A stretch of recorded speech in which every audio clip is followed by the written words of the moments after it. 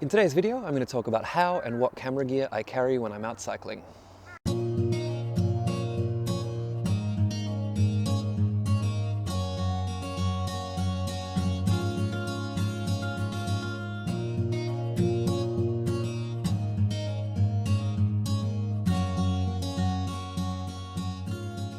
Hi everyone and welcome back to the channel. This is Dylan Golby and welcome to another gear short. Now today I'm out at a spot called Tumulmori, which is literally, if you translate it, to water head.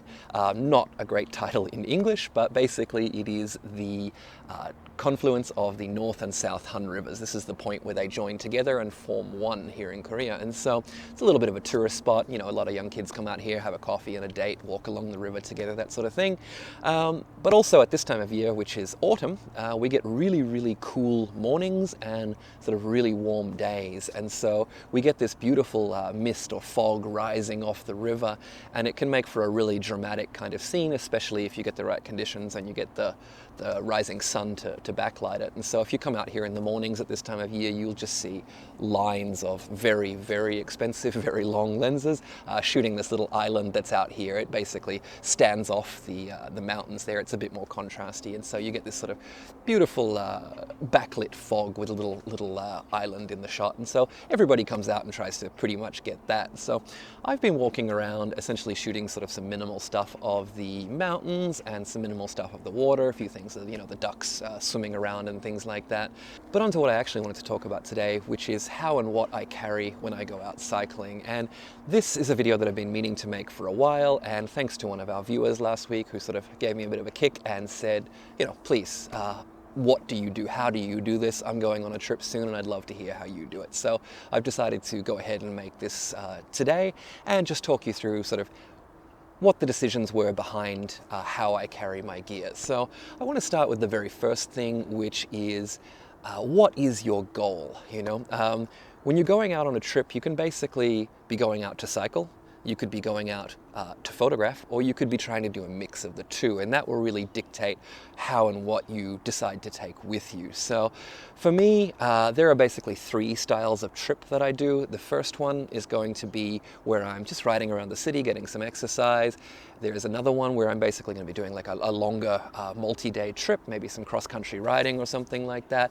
And then there's the third one where my bicycle is essentially a mode of transport and it's getting me to the location where I want to go and photograph something. And so, you know, if I'm just exercising, riding around the city, I'm going to have a very minimal kit with me. I just want to maybe make a few shots along the way, record some of my memories, maybe add a few images to Strava or something like that. But if I'm doing a multi-day cross-country trip, it's likely that I'm going to try and, you know, at least ride in the sunrise and sunset times of day, and I'll be trying to make some beautiful shots of the places that I'm riding in. And so I'll carry a little bit more gear. Now, today is one of those trips where I'm actually out here to make photos specifically. I haven't, although my bike is with me, it is just a mode of transportation. So I'm out here to make photos specifically, and I didn't mind carrying a little bit of extra gear. So what I actually have with me is this guy, which is a Tenba Solstice, and I believe it is the 12-liter version of this bag.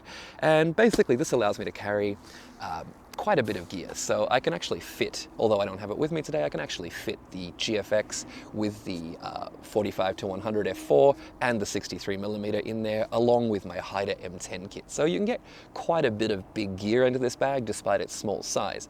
What I have with me today though is the XT4 and the 18mm f1.4 that we're filming on. I've also got the 33mm f1.4 and the 55-200.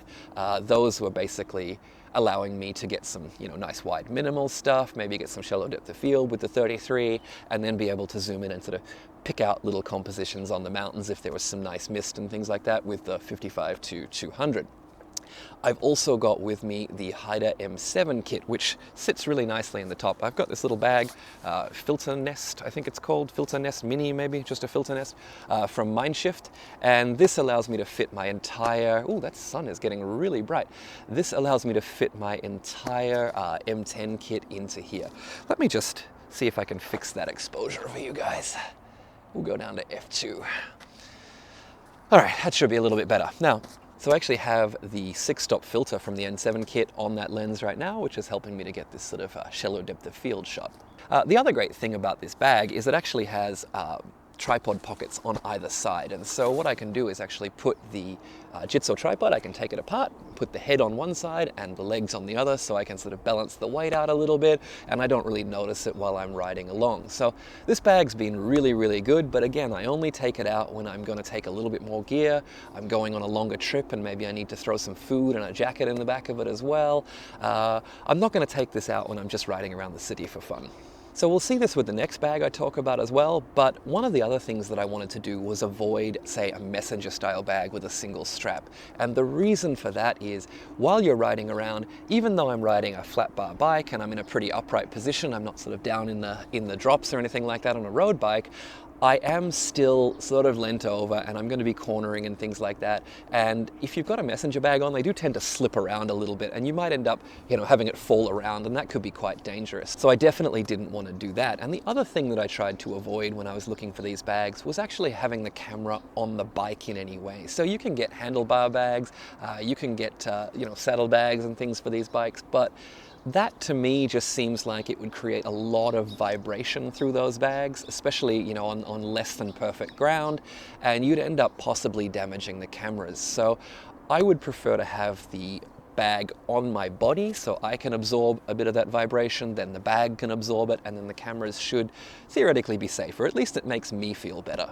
The other thing that I did try for a while was actually the Peak Design capture clip, and what that does is it actually clips onto one of the straps of your bag and then allows you to clip the camera into that as well. And it seemed like a really great idea for something like my X100V, so that I could just have it here at all times and unclip it.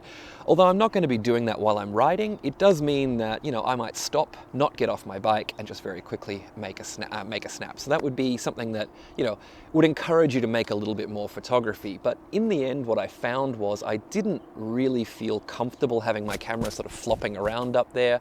And I also found that occasionally it would just sort of dig into your arms. Like if you were getting into a bit more of a downward position or something, the camera would dig into your arms and your chest, and it wasn't really all that comfortable to carry. So I got rid of that, and I basically just had to force myself to stop a little bit more often instead of having it really easily accessible. So I don't have my other bag with me, but let's head back to Seoul now and we'll take a look at that.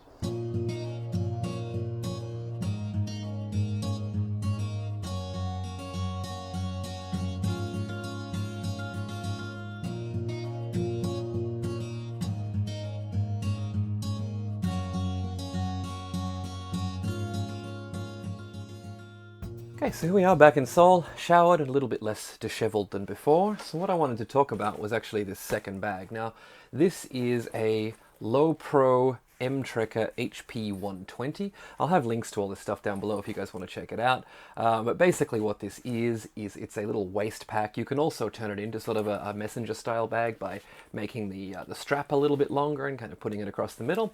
But I use it as a waist pack, and it has this nice little clip on the front here that you can undo, and then a second zip that you can basically open up the inside compartment with. And this fills the void of, when I don't want to be carrying around a whole lot of gear. If I'm just going for a quick cycle around the city, maybe at sunset, and I want to get a few shots of the river or the buildings or something like that, and I just want to take either, my X100 kit, or maybe I want to put the XT4, XT3 or something in here with a couple of small primes, I can do that as well. So basically what this will fit in it is the X100 body will go in just nicely, the let's put that on this side, the two conversion lenses will go in just fine, and then you have an extra battery which can be put into a little slot that's inside here. They have a little memory card symbol on it, but it fits a Fujifilm battery just fine. And the final couple of things that can go in there, actually, I have this little tripod that I take with me. This is a Manfrotto pocket tripod, and it basically folds out. And essentially what you end up with is this tiny little tripod that can sit down on a rock or on a fence or something like that, and it just has a screw in the bottom that you can either use a screwdriver or a coin to tighten onto the bottom of your camera.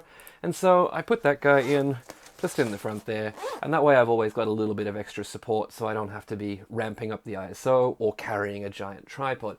And the final thing that does actually fit in this, and this is actually the other reason that I bought this little Mindshift pack, is that if you open this guy up, it actually has an internal section which can be unvelcroed, torn out like this, and that will actually sit in the top here as well. So I can actually carry the full M7 filter kit in here as well, if I want to maybe do some long exposures or use some graduated filters or something like that. So that's a really useful bag that I've been really enjoying using for my quick cycling around the city.